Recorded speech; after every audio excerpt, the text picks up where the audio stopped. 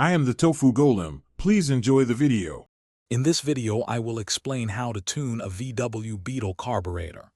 Before we begin, it's crucial to prepare your engine properly. Make sure it's at its normal operating temperature and thoroughly check for any vacuum leaks that could affect your adjustments.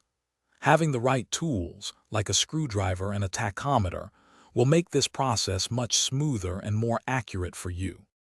Now let's tackle the idle mixture. Find the idle mixture screw on your carburetor. It's typically on the side. Gently turn it clockwise until the engine just starts to stumble. Then, slowly turn it counterclockwise, listening for the highest engine RPM. Once you find that sweet spot, back the screw out just a little more, about 1/8 to 1/4 of a turn for optimal performance. Next, we'll set the idle speed. Locate the idle speed screw, which directly controls how much the throttle plate opens. Adjust this screw to reach the recommended idle speed for your specific engine.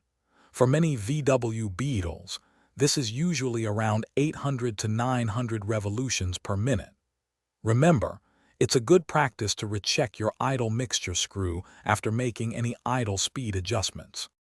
Finally, it's time for some crucial checks. Take your Beetle for a test drive to ensure smooth acceleration and no hesitation. Pay close attention to any unusual engine noises or performance quirks. For truly optimal performance, you might also want to check your ignition timing.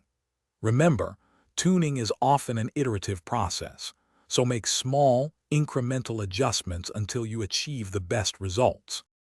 Thanks for watching. Consider subscribing if we helped you today.